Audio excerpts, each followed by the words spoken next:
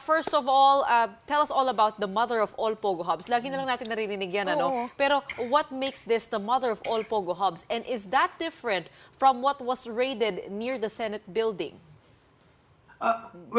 You're probably referring to a different trade that was conducted by a different agency. Kasi what we conducted was a raid in the 2.6 hectare that we raided early yesterday dito po sa Bataan.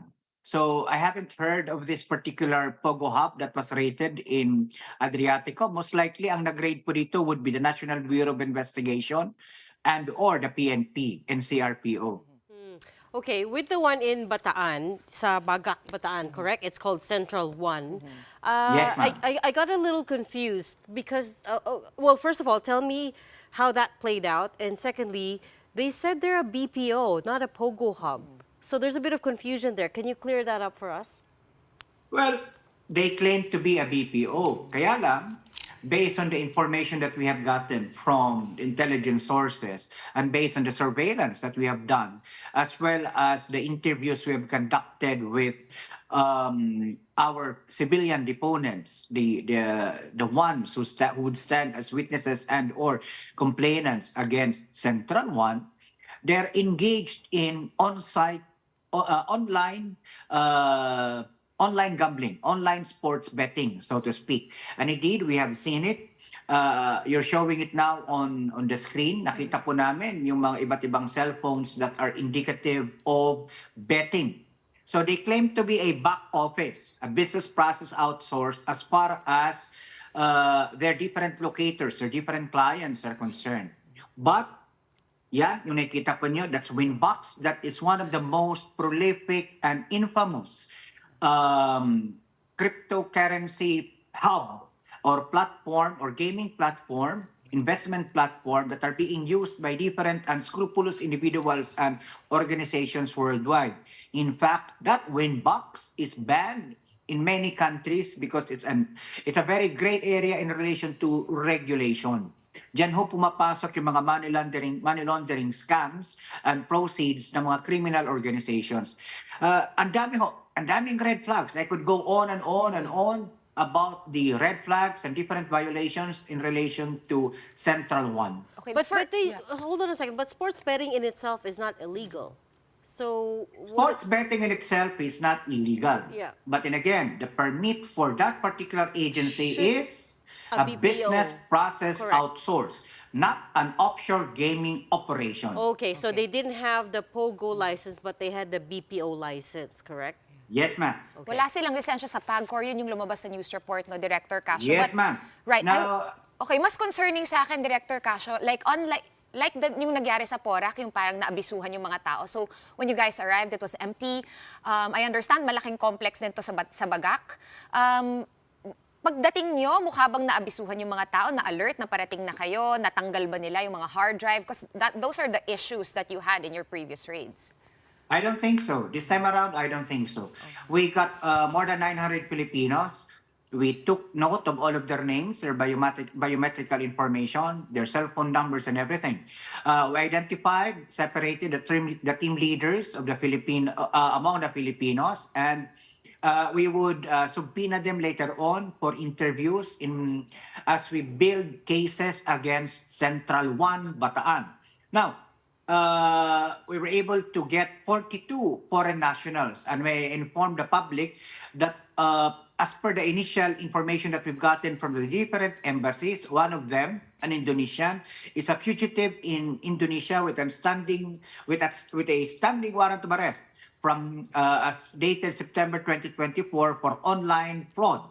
And it's basically an indicative that many of these BPOs, quote-unquote BPOs, or special class of BPOs are becoming, how would I say it, a refuge for many of these scammers. Hey, Spokes, is this POGO that hid under a new license, or is did it get a BPO license in the first place?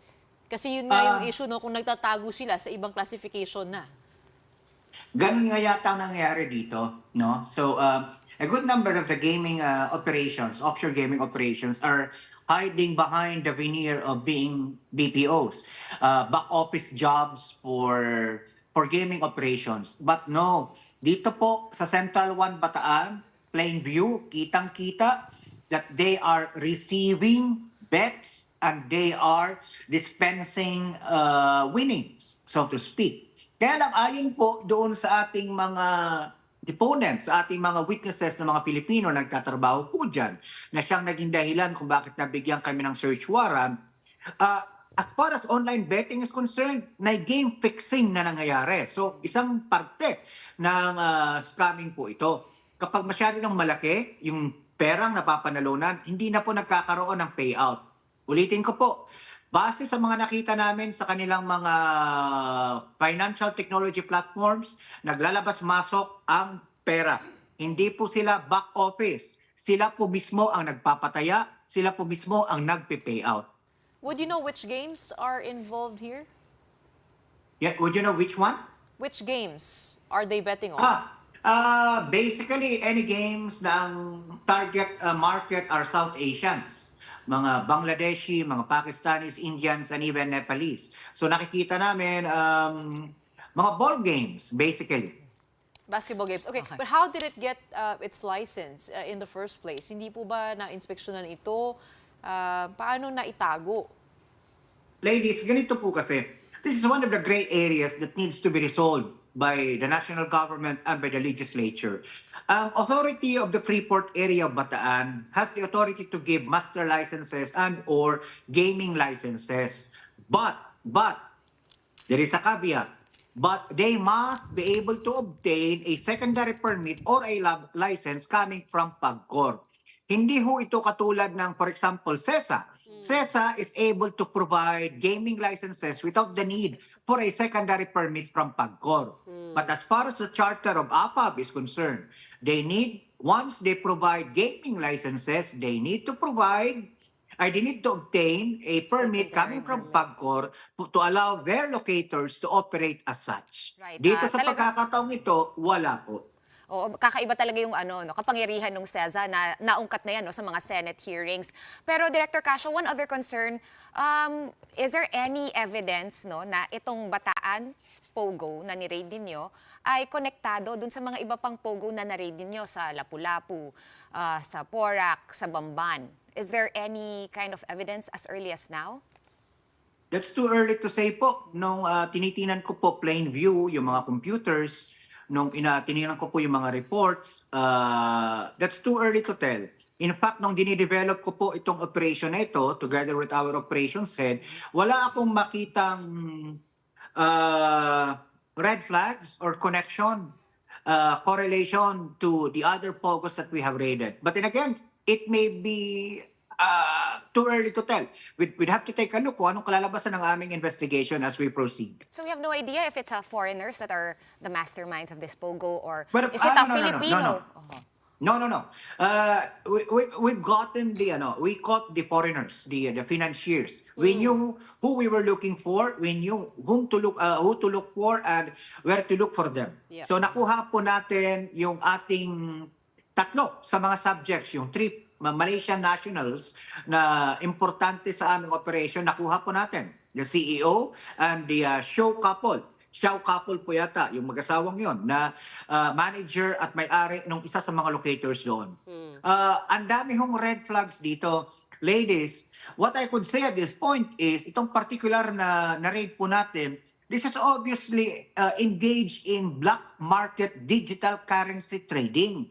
So yun pong nakakatakot. Kasi they are an online bank on their own without the proper regulation. Alam naman po natin yung cryptocurrency ay napakahirap i-regulate. Kaya yan ang favorite playground ng mga kriminal. Diyan naglalabas-masok yung mga pera na ninolaunder ng mga criminal organizations. And we saw that here in Central 1 Bataan. It's all over Central 1 Bataan.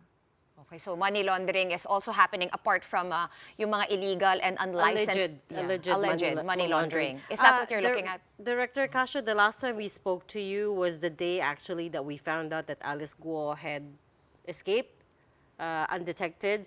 I wonder if you could give us an update on that case. Di ba you were looking as well into how she managed to leave the country and also what her linkages are to the rest of these POGO hubs around the nation. But unfortunately, ma'am, with regards to Alice Guo, in as much as we are a task force, the investigation as to how she was able to escape the Philippines, we deferred to the Bureau of Immigration for that particular investigation. Because as you have seen since the last time we spoke, PAOCC has been very busy operating almost on a weekly or bi-weekly basis to be able to ensure that we're able to meet the President's deadline on the 31st of December. So I apologize. I think the question should be best addressed to the Bureau of Immigration at this point. Folks, 2 months left to get all of these POGOs out. What is our latest on that? Ladies, I hate to tell you, I hate to break this news. We still have 100 more to go. 100 more to go. 111, in fact, based on the list that we have obtained from the PAGCOR and from our intelligence sources. We still have 111 more illegal offshore gaming operations to raid and to close down. That's why the different agencies, the NBI, the PNP, PAOCC, and so on and so forth, we're doing this almost on a weekly basis na. Nakita nyo naman yung news that you falsely attributed to PAOCC, no? So the different agencies are doing our best to meet the deadline set by the So President. I don't understand. Why do you have to go and personally raid all of these? The ban was announced by the President. We got word that some of these operations had voluntarily surrendered their licenses and turned in the workers' visas. So, itong 111, who are they? Like, Unlicensed ba? Yeah, yung mga are they illegal. Yes, these are unlicensed. Oh, okay. These are former licensed POGOs that became unlicensed last July 2023 when PAGCOR, through their new leadership under Chairman Al Tenco, created a new IGL framework. Pero sa halip po na umalis, nagpatuloy po sila. At yung mga IGL naman po na lisensyado, 37 of them are left. No?